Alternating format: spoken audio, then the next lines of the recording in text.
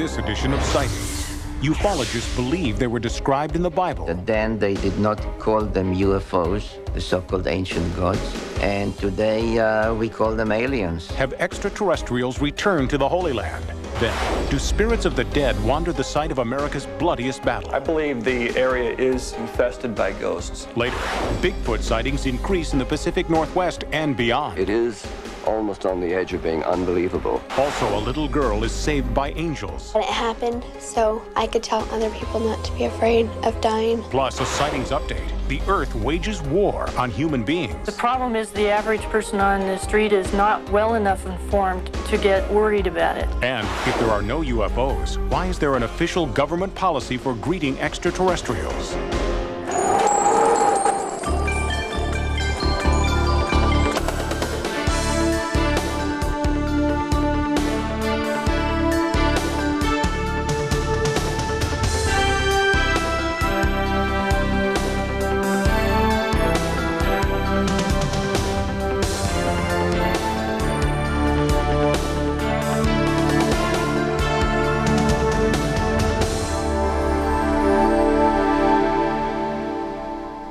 Welcome to Sightings. I'm Tim White.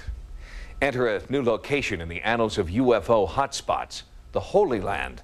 Since 1989, UFOs, crop circles, and alien beings have been sighted over Israel by a chief of police, law enforcement and military personnel, and civilians. The first-hand accounts, as told to our Sightings investigative team in Israel, bear an uncanny resemblance to encounters here, half a world away. For decades, ufologists have postulated that many biblical passages and ancient inscriptions may have been the ancient world's way of documenting UFO sightings and extraterrestrial contact. And now, those same researchers claim that there is new and compelling evidence that UFO encounters in the Holy Land are not just ancient history. People who have been studying UFOs seriously have reached the consensus that the angels of the Bible are returning, and these are the aliens of Israel today.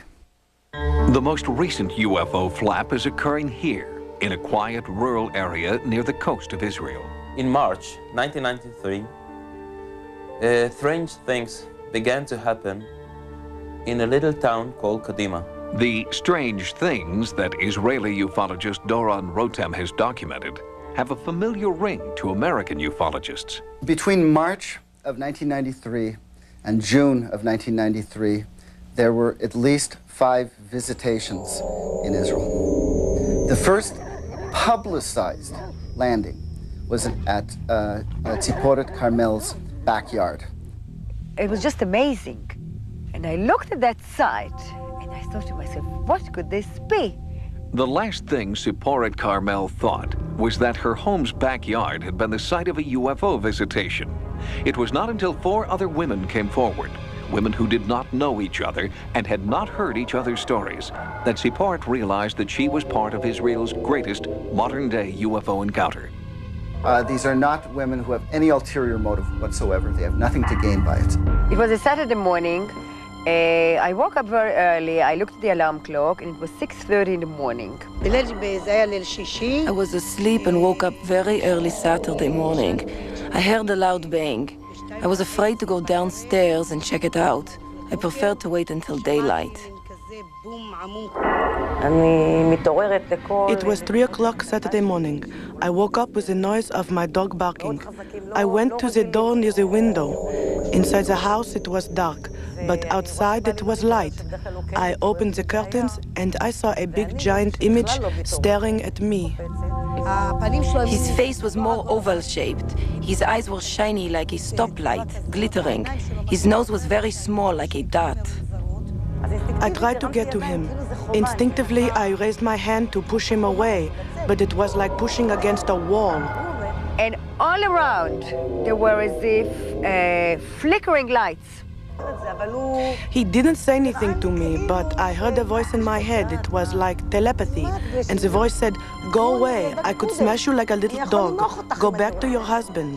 And I got, so to speak, an answer in my head in English that this is the way it should be. Before I could move, he disappeared. We have 5 women who don't know each other describing the same bald-headed giants. They could have described little ones, green ones, red ones, humanoid ones. They had infinite possibilities of descriptions. They all described the same 7-foot, bald, round-headed creature. And all 5 women found crop circles outside their homes within a few days of their experiences. More than 59 crop circles of UFO landings were made between March and June 1993. Why? I don't know.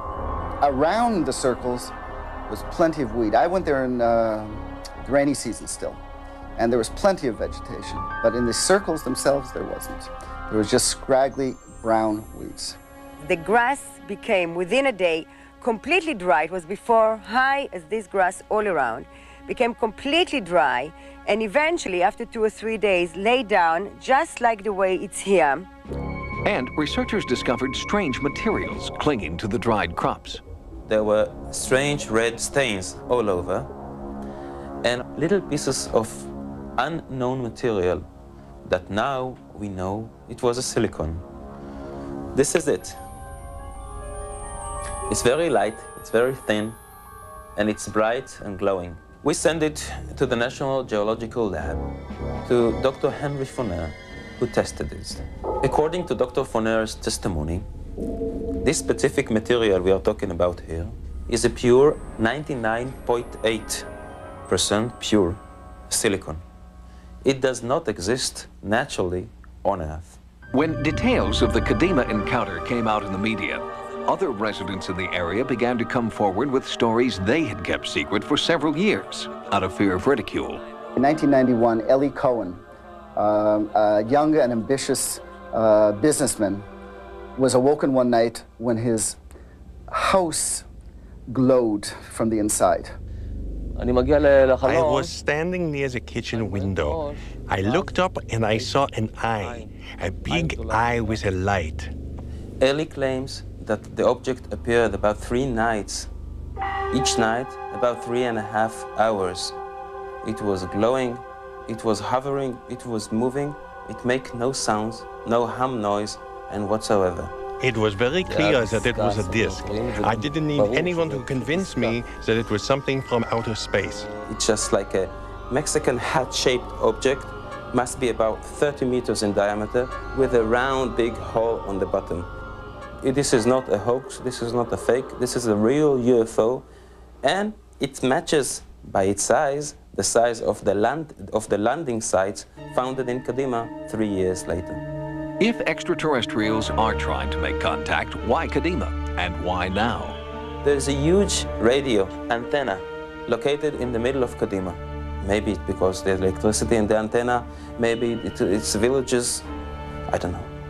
Electromagnetism generated by the radio towers is similar to the type of energy measured within the crop circles. But the energy here appears to be stronger, causing instant physical effects in some of the women. It was a feeling as if a very strange energy came literally through me and out of me, and then just evaporated. And in January of 1995, the phenomena took a bizarre turn. 800 meters from the Kadima antenna tower lived a farmer called Amos Guetta. We woke up one Saturday morning. We went to feed the chickens, the sheep, and the dog as usual. At 6:30 in the morning when we woke up, it was already too late. All the animals were already dead, except the dog. She opens his eyes and there are no eyeballs. 15 minutes later, the dog dies. She walks to her sheep pen, and there are 3 dead sheep. They have been shaved around the cheekbone and have had a hole drilled to the bone itself. No blood was found either. We tried to cut the veins of the sheep. No blood was in it. They were empty of blood. She goes on to the chicken house, where the chickens are literally frozen dead. No panic amongst the chickens. They're not scattered. They're in their roosts, dead. About 40 of them. According to some ufologists in Israel, the significance of these events has not only scientific but also religious importance. Israeli ufology is divided between rationalists and the mystics. The mystics believe that something extremely important is related to the landings. Well, as one who has studied the Bible and to some extent a biblical scholar and a specialist on the ancient languages of the peoples of the ancient Near East, I became interested in the origins of their civilizations, and unintentionally perhaps I stumbled on the fact that ancient civilizations, the people at the time claimed that they were taught, they were given that knowledge by visitors to Earth from a neighboring planet. The difference between the interaction then and now was that then they did not call them UFOs. They knew precisely who was using them, who was flying, the so-called ancient gods. And today we call them aliens and are afraid of them. The pattern of sightings in Israel continues. There have been additional reports of crop circles, UFOs, and cattle mutilations. We'll bring you more from the Middle East on an upcoming edition of Sightings. Coming up next. She grabbed my hand and we started to walk down the tunnel. After a near fatal accident, a little girl's angelic vision saves her life. Do angels exist? Well, according to a Time magazine survey, more than 2/3 of all Americans believe that they do.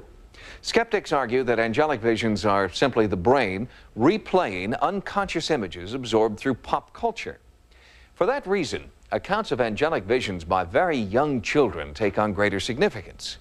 Their visions have not been polluted by the media, and what they are seeing is extraordinary. She was lifeless. There was no life in the child whatsoever. When Ricky first presented to the emergency department, I was almost sure that she would not survive. I ran through the hall, and I knew something was wrong, and I found her floating face down in the pool. My mom pulled her out,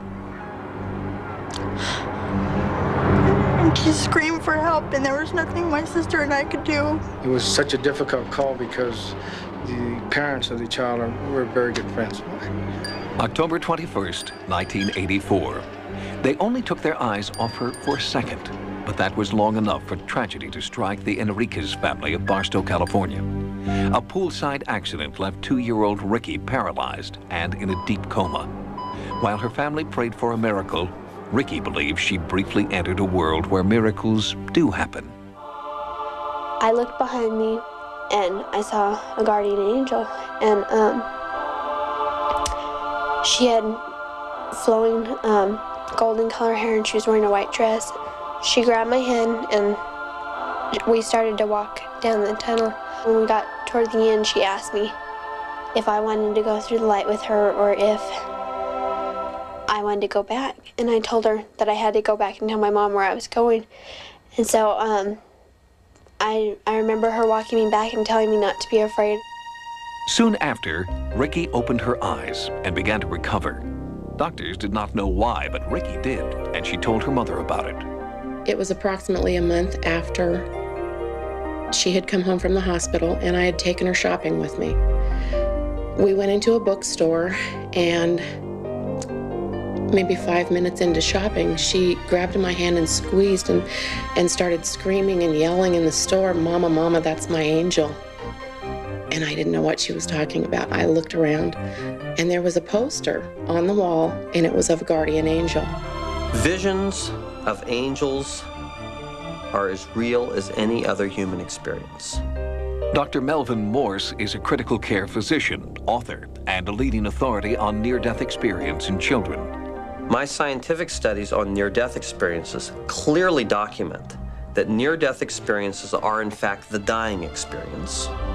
Dr. Morse believes that through the near-death experiences of children, we can preview the afterlife.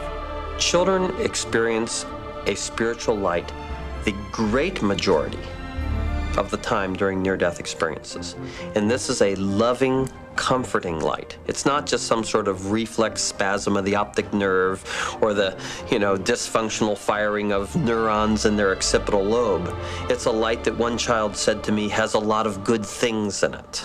It was a really fluorescent color tunnel. It had really bright colored bricks around it, and it had a really almost blinding light at the end. While Dr. Morse believes that Ricky Enriquez had a vision of death, author Joan Wester Anderson has a different interpretation. She believes Ricky had what is known as a celestial vision of her guardian angel. Angels appear to children, I think, because children are so open to the spiritual realm. In near-death experiences with children, about 70% of those involve the sighting of an angel, which is kind of interesting because adults only report 15 or 20%. Anderson points out that the word angel comes from the Greek, meaning messenger. The message that they get from these kinds of encounters is that their ordinary lives are filled with purpose and meaning. Typically, a child will say to me, "Gosh, I learned that I have a job to do." When this first happened, we never went to church much. She had no knowledge of angels, really didn't know anything about it. Since this, she likes to spread the word that the angels are out there and it's okay. I think that it happened so I could tell other people not to be afraid of dying. Although Ricky, who is now 12, has not had another angelic vision, she feels that the presence of the angel is always with her, and her family feels its presence too. They believe that Ricky has new angelic qualities that were passed to her after her encounter. Next, is Bigfoot on the move? Researchers discover a similar creature in the jungles of Brazil. There is a horrible animal out there. They're terrified of this animal. Since Sightings went online, our research capabilities have expanded dramatically. In a very real sense, viewers are becoming field researchers, alerting us instantly to sightings around the world. Recently, our in-depth Bigfoot investigation generated important new leads and exclusive photographs from the Pacific Northwest. This is so extraordinary, so incredible that something like a primitive man could exist in modern America. It is almost on the edge of being unbelievable. Since Sightings' last report from Oregon's Bigfoot Research Center, Director Peter Byrne believes that new leads have brought him closer to solving the most persistent zoological mystery in American history. What's encouraging to us is that the descriptions don't vary. The descriptions are the same. Hundreds of new Bigfoot sightings have been reported to the center, and many of them offer clues about the creature's behavior and habitat. At least one sighting was made at a distance of less than 50 feet. There were two women driving, and a place called Colton, south of here, and one crossed the road in front of them, about 6 feet tall, huge shoulders, short neck, and they said it walked very smoothly, didn't look at the car, crossed the road in 2 or 3 steps. People have seen the face. They say the face is a very human face. There's a straight nose, small lips, and it's not an ape's face, it's not a gorilla's face, a number of things like that. We think we're looking at a very primitive human. Byrne is expanding his research team in an effort to calculate yearly food supply and seasonal migration patterns. We're building up a volunteer force right now of people who'll be working with us. If we do find fresh evidence, like a fresh sighting, a sighting that's only a few hours old, we have a plan to bring in our volunteers, to bring in 2 helicopters and get video and pictures close up, which will be pretty good proof. But on the rugged shores of Puget Sound, less than 200 miles from the Bigfoot Center, one man believes he already has that proof. All the way up to the top of that mountain that day, we had the feeling we were being followed and watched. I saw this head move like that, or what I thought was a head, and I decided to take that picture. On an expedition just weeks ago, Terry Mitchell took 2 photographs that many researchers believe are the most significant Bigfoot evidence since the infamous Patterson film taken in 1967. I'm pretty confident that I've got a picture of a Sasquatch. All you can see is sort of a shoulders and a roundness of a head that looks like it's looking up the trail.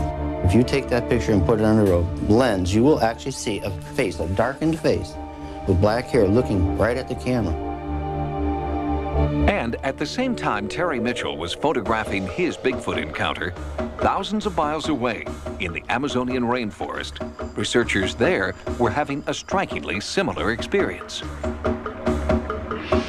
It had a large and thick tail was covered with reddish and blackish hairs, had long claws, a monkey-like face. The fellow was absolutely terrified. Couldn't imagine what he'd seen. Dr. David Orlin is a Harvard-educated research biologist working in South America. He believes that ancient legends about a creature called Mpengwe may be based in fact. 2 separate places, people were sent running away from what they considered to be this animal. The reports of this thing from all the far corners of the Brazilian Amazon, Venezuela, the Guyanas, Colombia, Peru, Bolivia. Dr. Orrin has talked to many people who describe the Mpengwe as a creature who walks with backward feet. It stands over 6 feet tall, weighs more than 500 pounds, and according to one hunter, it is impervious to repeated blasts from a shotgun. Consistently, people report that this creature has a very, very bad smell, and then it affects the nervous system. People describe themselves as being disoriented, intoxicated, and there are 3 separate cases in which people are stated to have become mute for the rest of their lives after getting a large dose of this. Many of the people who give you these first-hand accounts, they'll say, I didn't believe in this thing either. I thought it was just a legend too, until I saw it. And let me tell you, it's not just a legend. There is a horrible animal out there. They're terrified of this animal. Although Dr. Orrin has not seen the creature for himself, 10 years of data collected in the field have led him to believe the Mpengwe may be a prehistoric creature thought to be extinct. Suddenly a light went off in my head. I said, my God, this could only be a ground sloth. Well, this is perfectly extraordinary, because if we can suddenly drag out of the Amazon basin by its ear South America's largest land mammal, unknown to science until 1995 or 1996 or 1997.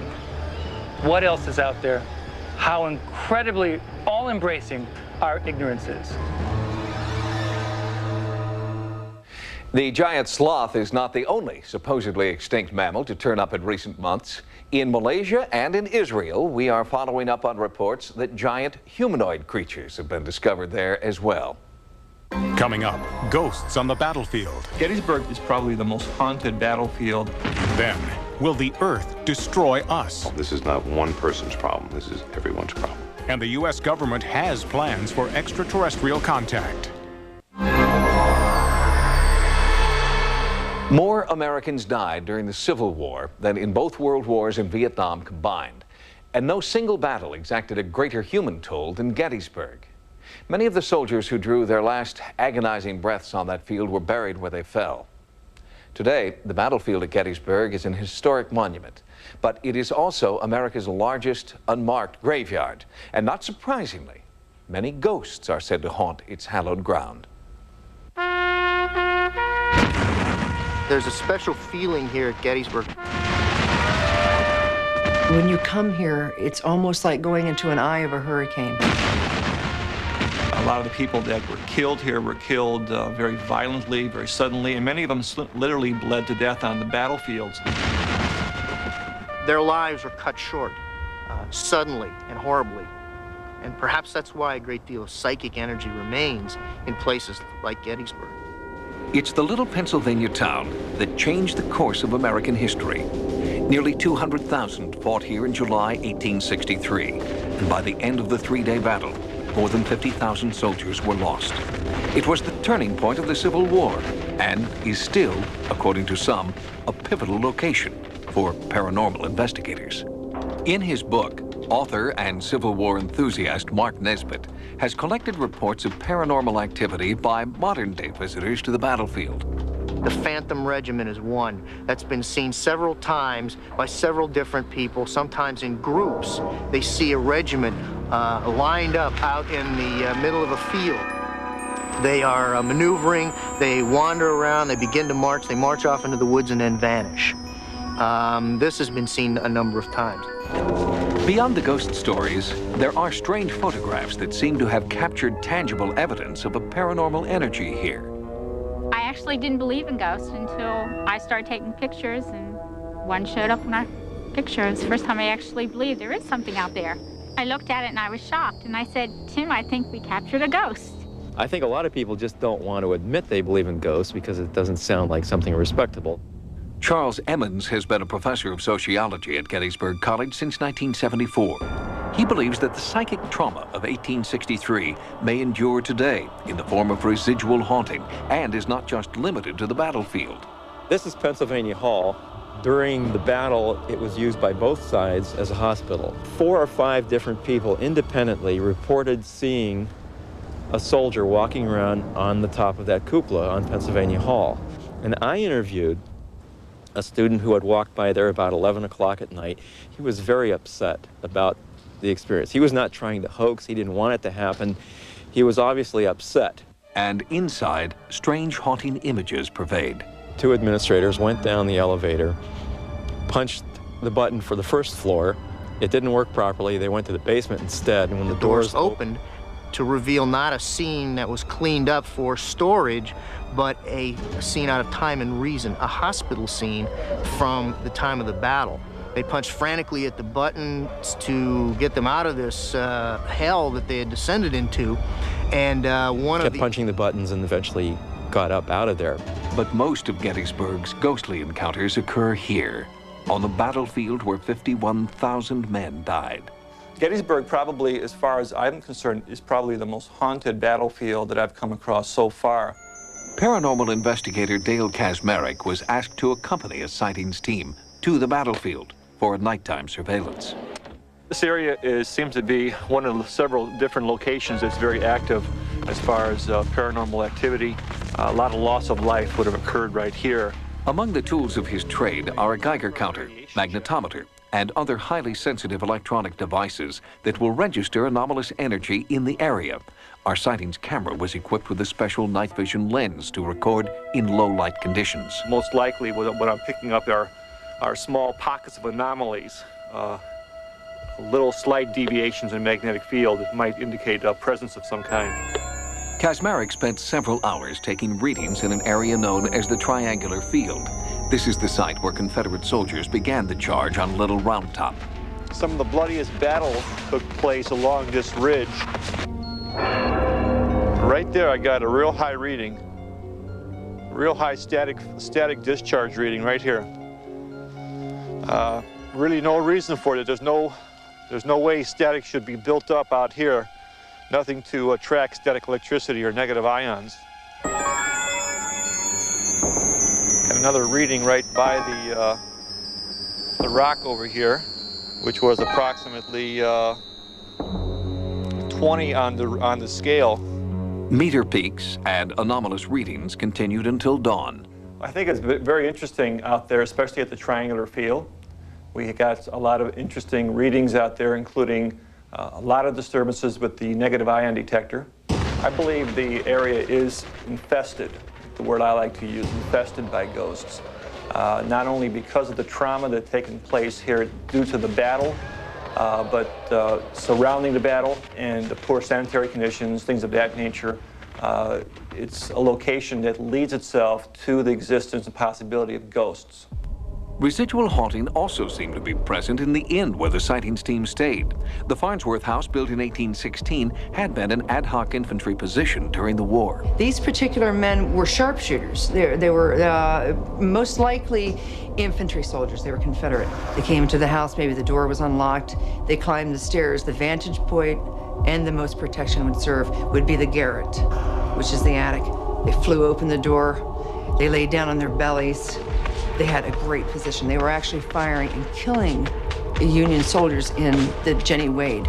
The name of a neighboring inn. When the soldiers were captured, one of them was playing a mouth harp, a popular instrument at the time. Guests claim they hear his music still, and Patty claims she's seen the ghost of one of the men. I got a very fleeting glimpse of him. He's a very tall, willowy young man, about maybe 17. If you looked at him and didn't know your age, you would think he was like 13, 14 years old. Despite credible eyewitnesses and new electronic data gathering methods, Professor Emmons believes we may never be able to scientifically prove the existence of the ghosts of Gettysburg. There are other ways of knowing ghosts. If you have the experience, a kind of religious, supernatural experience, it does something to you. There's just some sense of awe that tells you that something is happening here. And I don't know how exactly you study that scientifically. We may have to go beyond science to understand this phenomenon. For now, the spirits of the men who fought here can best be captured when you stand on the battlefield and feel the sense of history. I think since there was a lot of violence, especially the ones that were just literally ripped to pieces, I think they'll remain for a very, very long time. Most Civil War battlefields do not survive as historic sites. They've been plowed up, paved over, and built upon. But beneath the concrete and steel of our modern age, the echoes of the past remain. Many people believe that if you listen closely, you can hear them still. Next, a sightings update. The Earth seeks revenge, and we may have sealed our fate. Through pollution, we could be very well ensuring our own extinction.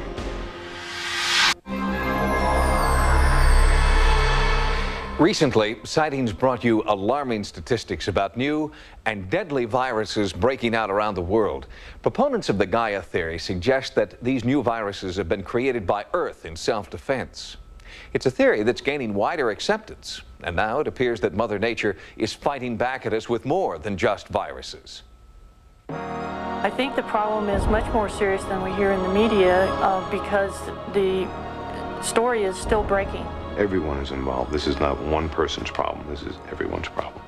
The Gaia theory, first espoused by James Lovelock, suggests that Earth is a living entity capable of fighting off infection. In our last report, we brought disturbing evidence that the infection is us. By cutting away and disrupting the balance, you have, in effect, Gaia's revenge. The ecosystem fights back, and it attacks the people. It harms them with disease and drives them out.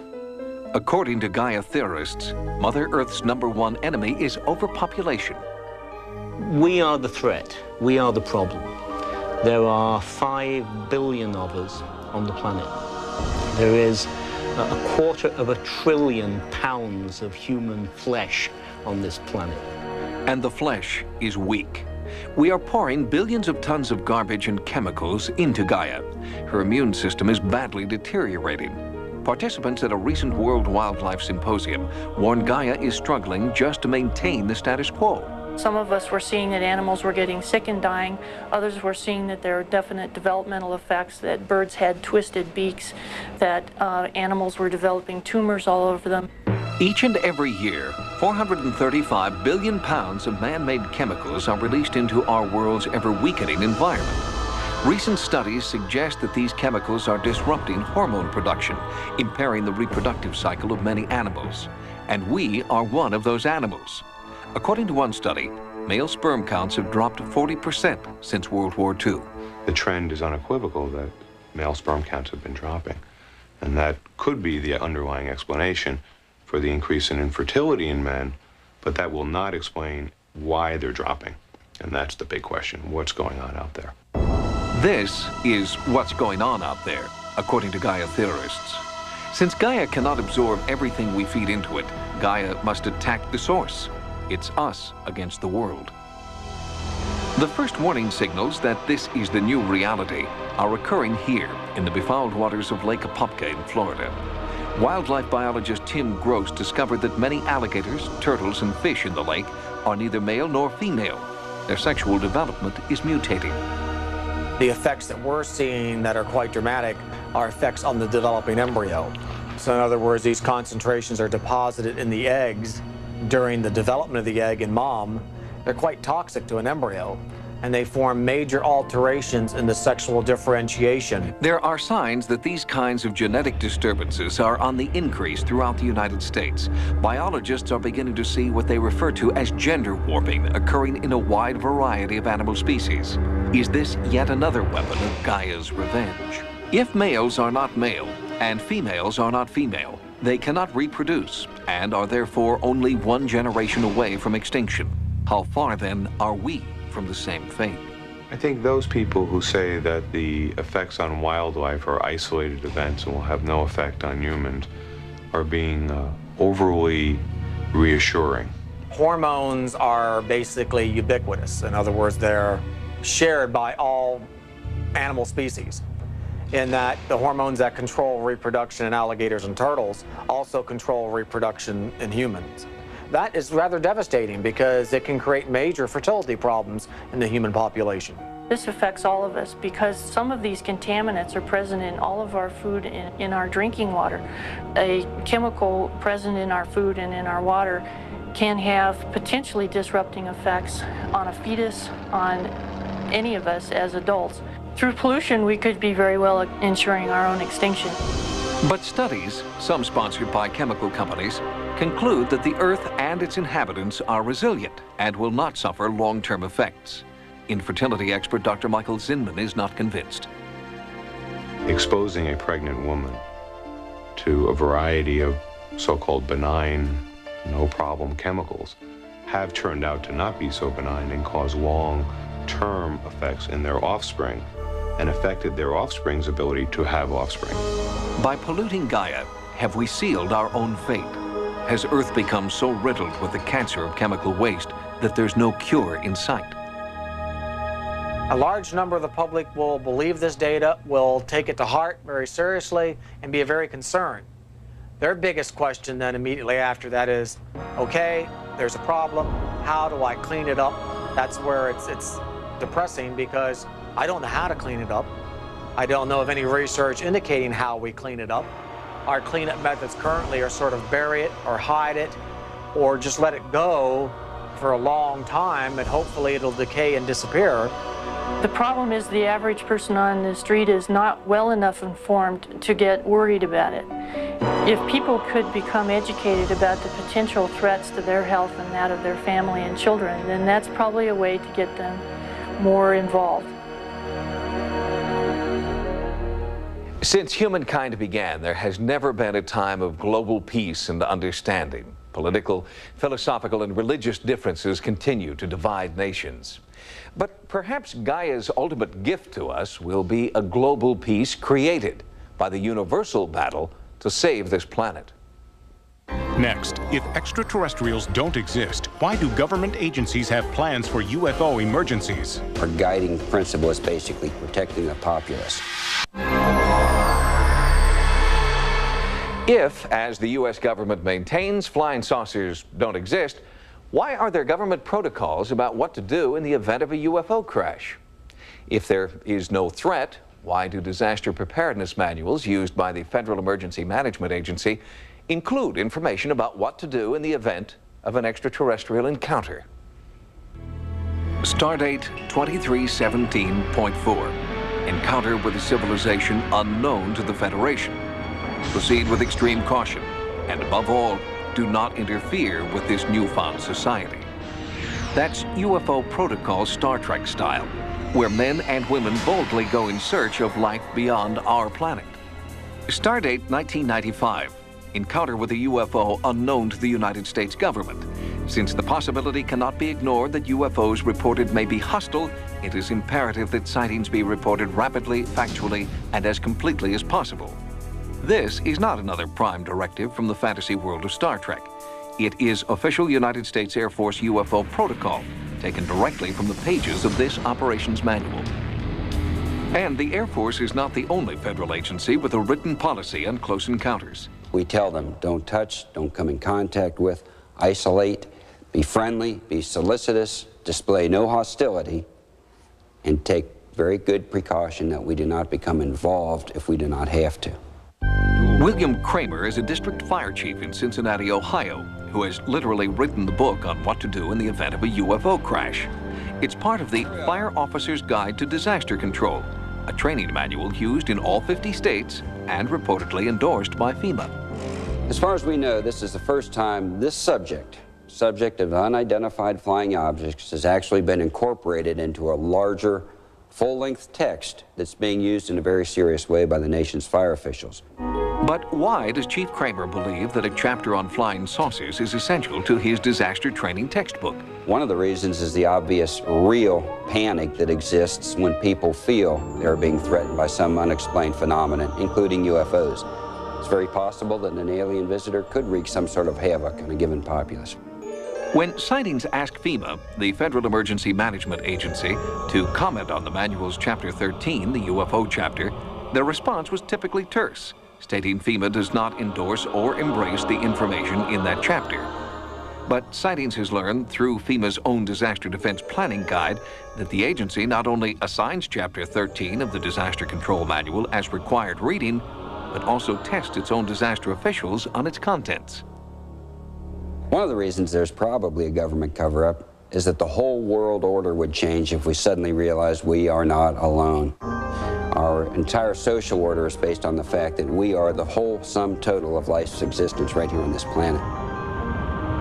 The wholesale disruption of planet Earth would be the ultimate foreign policy disaster. According to investigator George Knapp, it is a possibility that did not escape the attention of at least one former president. It's very curious. I know of 3 speeches in particular that he made. Some say it's as high as 5, in which he says, wouldn't it be something if we were suddenly threatened by some alien force, we'd all get together. And of course, he's making this statement to Gorbachev. He made it to the United Nations. What kind of message was he trying to get across? I have a hard time believing that it's just a coincidence. While President Reagan may have hinted at the possibility of alien spacecraft, other federal agencies have not been so circumspect. UFO protocols do not stop with the Air Force and FEMA. The FAA, the Federal Aviation Administration, has its own guidelines. And NASA must abide by a little-known federal law that any astronaut who comes in contact with an extraterrestrial must be quarantined. We know for a fact that there are various forms of radiation that exist in outer space. It's very possible that a visitor from outer space could bring this type of radiation to this country. There is, in fact, a national law that mandates the quarantining of any astronaut or other person who has actually encountered some sort of an unidentified flying object or has been involved in some sort of an encounter that's out of the ordinary. The more you fly in space, the more you see an incredible amount of things out there. Spaceflight itself broadens your horizons to the point which you kind of open up to possibilities. Dr. Story Musgrave has been a NASA scientist and astronaut for 27 years and is a veteran of 5 space shuttle missions. He believes that UFO protocols are in place not because we have already been visited, but because eventually we will be. That's what spaceflight is about. It's about exploration. It's about pursuit, discovery of the unknown. I can see no reason that that would be classified in any way, and I wouldn't let it be. These UFO protocols are based on the assumption that a UFO contact will be a threat, be belligerent, and will cause widespread panic. But what if the UFOs come in peace? Will we be as prepared to welcome them as we are to declare war? Sightings has expanded its America Online area. Keyword Sightings when you log on for access to Sightings stories, images, and events. To subscribe to America Online, call 1-800-591-3344. And you can still reach Sightings 24 hours a day at 1-900-933-7444. Until next time, remember, no mystery is closed to an open mind. For Sightings, I'm Tim White.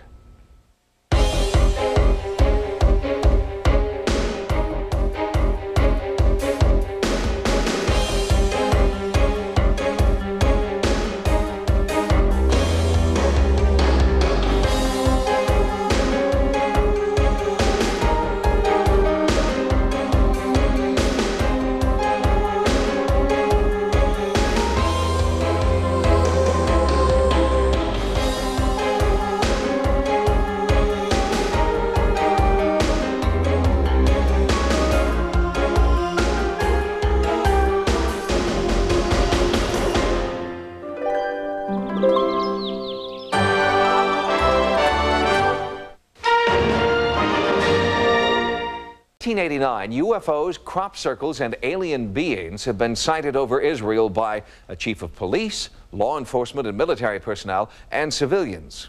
The first-hand accounts, as told to our Sightings investigative team in Israel, bear an uncanny resemblance to encounters here, half a world away. For decades, ufologists have postulated that many biblical passages and ancient inscriptions may have been the ancient world's way of documenting UFO sightings and extraterrestrial contact. And now, those same researchers claim that there is new and compelling evidence that UFO encounters in the Holy Land are not just ancient history. People who have been studying UFOs seriously have reached the consensus that the angels of the Bible are returning, and these are the aliens of Israel today. The most recent UFO flap is occurring here, in a quiet rural area near the coast of Israel. In March 1993, strange things began to happen in a little town called Kadima. The strange things that Israeli ufologist Doron Rotem has documented have a familiar ring to American ufologists. Between March of 1993 and June of 1993, there were at least 5 visitations in Israel. The first publicized landing was at Tziporet Carmel's backyard. It was just amazing. And I looked at that site, and I thought to myself, what could this be? The last thing Tziporet Carmel thought was that her home's backyard had been the site of a UFO visitation. It was not until 4 other women came forward, women who did not know each other and had not heard each other's stories, that Tziporet realized that she was part of Israel's greatest modern-day UFO encounter. These are not women who have any ulterior motive whatsoever. They have nothing to gain by it. It was a Saturday morning. I woke up very early. I looked at the alarm clock, and it was 6:30 in the morning. I was asleep and woke up very early Saturday morning. I heard a loud bang. I was afraid to go downstairs and check it out. I preferred to wait until daylight. It was 3 o'clock Saturday morning. I woke up with the noise of my dog barking. I went to the door near the window. Inside the house it was dark, but outside it was light. I opened the curtains and I saw a big giant image staring at me. His face was more oval-shaped. His eyes were shiny like a stoplight, glittering. His nose was very small like a dot. I tried to get to him. Instinctively, I raised my hand to push him away, but it was like pushing against a wall. On this edition of Sightings, ufologists believe they were described in the Bible. Then they did not call them UFOs, the so-called ancient gods, and today we call them aliens. Have extraterrestrials returned to the Holy Land? Then, do spirits of the dead wander the site of America's bloodiest battle? I believe the area is infested by ghosts. Later, Bigfoot sightings increase in the Pacific Northwest and beyond. It is almost on the edge of being unbelievable. Also, a little girl is saved by angels. But it happened, so I could tell other people not to be afraid of dying. Plus, a sightings update. The Earth wages war on human beings. The problem is the average person on the street is not well enough informed to get worried about it. And if there are no UFOs, why is there an official government policy for greeting extraterrestrials?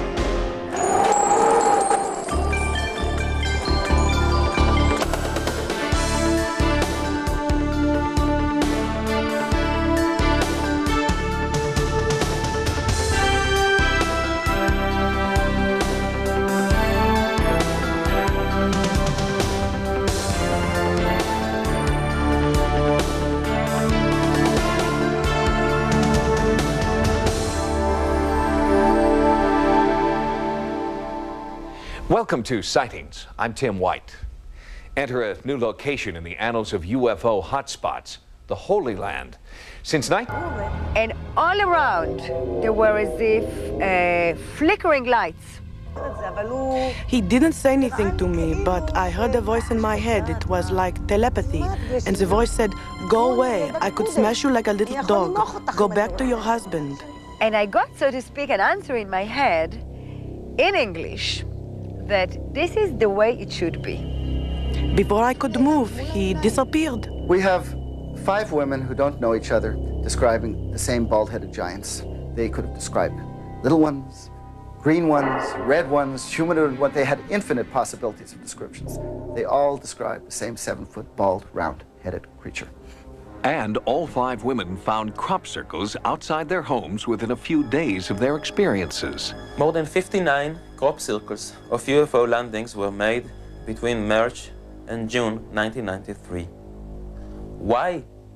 I don't know. Around the circles There was plenty of weed. I went there in the rainy season still, and there was plenty of vegetation, but in the circles themselves, there wasn't. There was just scraggly brown weeds. The grass became, within a day, completely dry. It was before high as this grass all around, became completely dry, and eventually, after 2 or 3 days, lay down just like the way it's here. And researchers discovered strange materials clinging to the dried crops. There were strange red stains all over, and little pieces of unknown material that now we know it was a silicon. This is it. It's very light, it's very thin, and it's bright and glowing. We sent it to the National Geological Lab, to Dr. Henry Foner, who tested it. According to Dr. Foner's testimony, this specific material we are talking about here is a pure 99.8% pure silicon. It does not exist naturally on Earth. When details of the Kadima encounter came out in the media, other residents in the area began to come forward with stories they had kept secret for several years out of fear of ridicule.